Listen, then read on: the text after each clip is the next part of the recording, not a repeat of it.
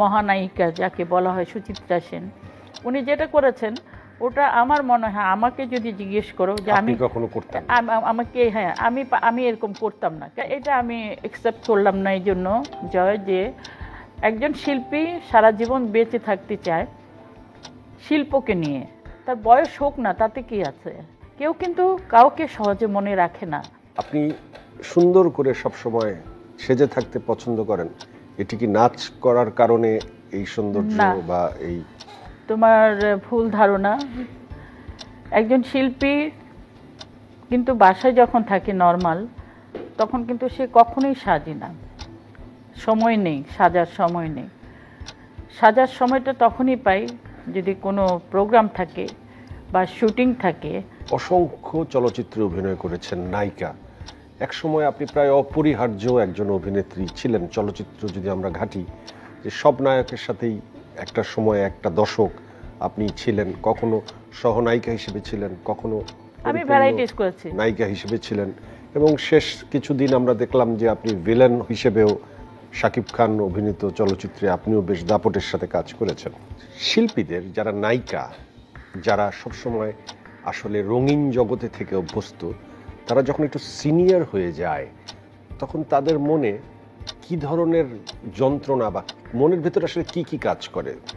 আসলে একদিকে বলতে গেলে তোমার কথা রাইট, যে কিভাবে বয়স হয়ে গেলে, এটা স্বাভাবিক, বয়স হয়ে গেলে তো সেই আগের যে হিরোইনের ইমেজটা তো থাকে না, সেই রূপও থাকে না, বয়সের সঙ্গে সঙ্গে সবকিছু সবার আস্তে আস্তে চেঞ্জ হয়।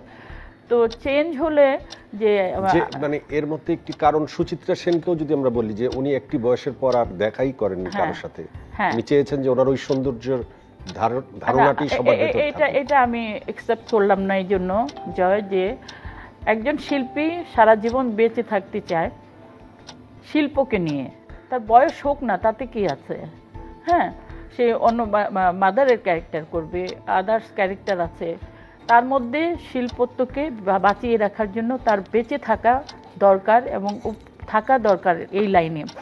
তো আমি ওনাকে শ্রদ্ধার সঙ্গে বলবো, উনি যে চিন্তাটা করেছেন, কেউ কিন্তু কাউকে সহজে মনে রাখে না।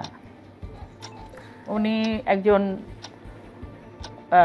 ওপার বাংলার সুপার হিট মহানায়িকা যাকে বলা হয় সুচিত্রা সেন, উনি যেটা করেছেন ওটা আমার মনে হয়, আমাকে যদি জিজ্ঞেস করো যে আমি কখনো করতাম আমাকে, হ্যাঁ আমি এরকম করতাম না, কেন করতাম না, আমি তো সার্টেনলি জানি যে আমাদেরও বয়স হবে। আমার আম্মুকে দেখেছি, আমরা যখন ছোট ছিলাম তারা কত রূপবতী ছিল, সুন্দরী ছিল, একটা সময় তাদেরও এজ হয়েছে, আমরা যখন বড় হয়েছি তখন তাদের বয়স হয়েছে। তো এটা আমাদেরকে মেনে নিতে হবে।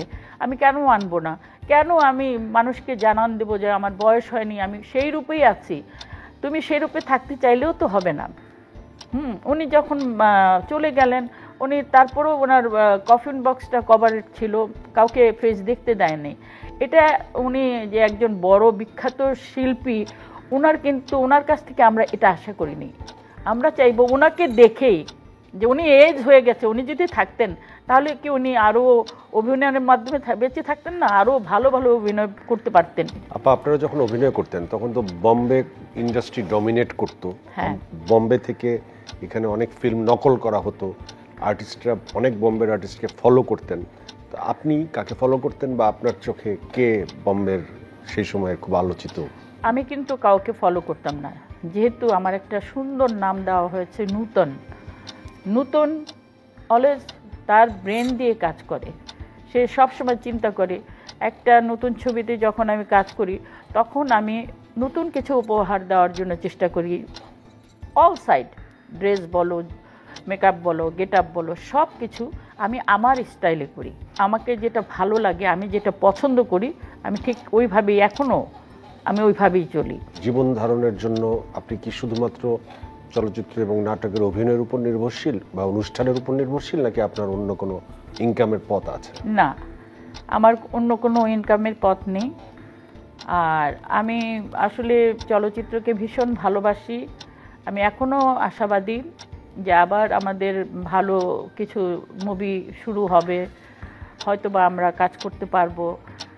নাও করতে পারি, যদি ভালো চরিত্র না পাই তাহলে তো করার প্রশ্নই ওঠে না।